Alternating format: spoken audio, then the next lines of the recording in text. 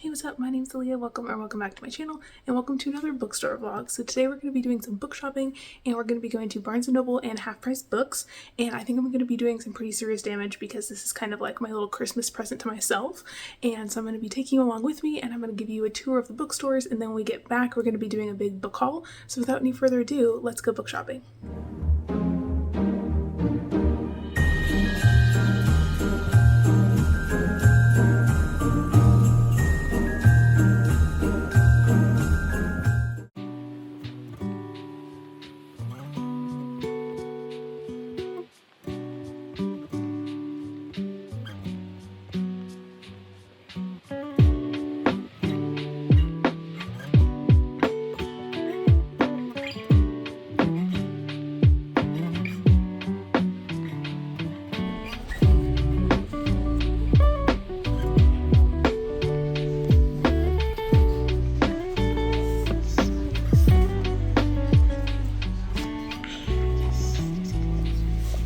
Buy this whole shelf. Is that allowed? Oh my god, they have it happen on autumn. Hello, thank you so much.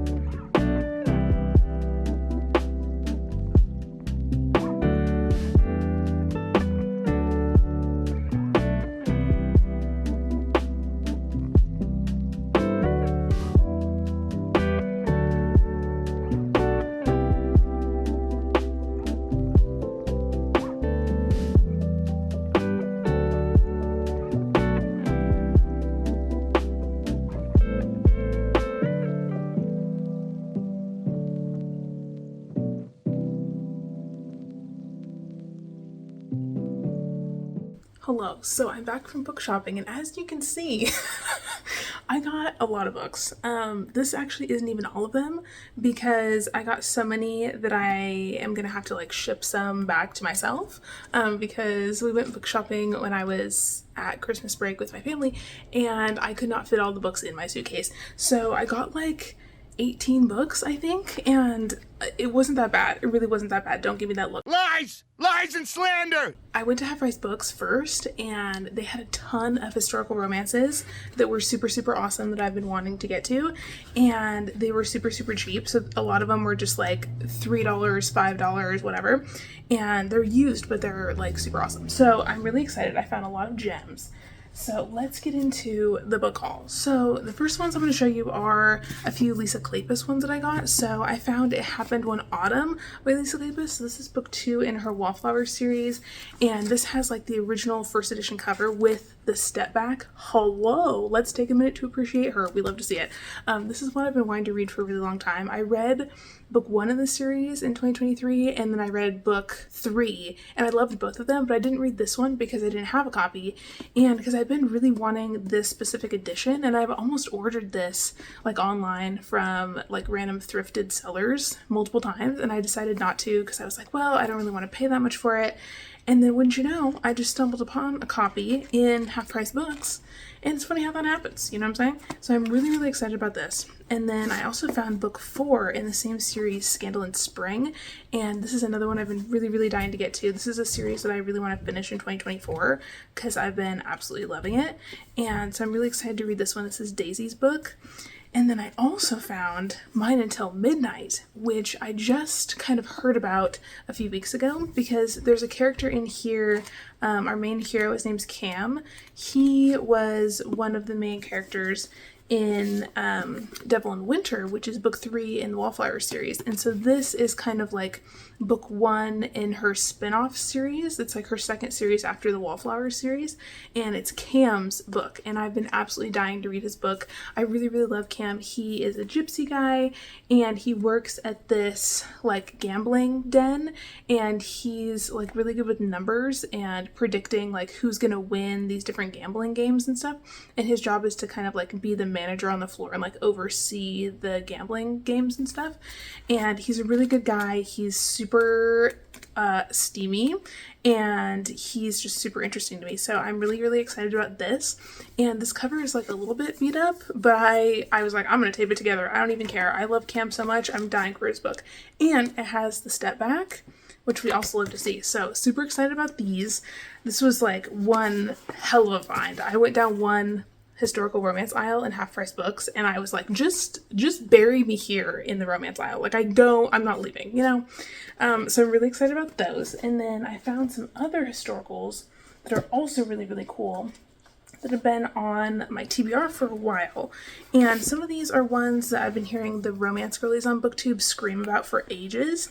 And so one of the other ones I found is a Tessa Dare, and it's called Do You Want to Start a Scandal? So this is another series that I was reading in 2023, and this is book 4. So this is following Piers Brandon, who was one of the characters in book 2, and he's like a secret agent, and he sounds really, really interesting. And so this is his romance, and he has a romance with this woman named Charlotte, and it sounds like it's going to be a really fun time, and I'm really, really excited to get to this.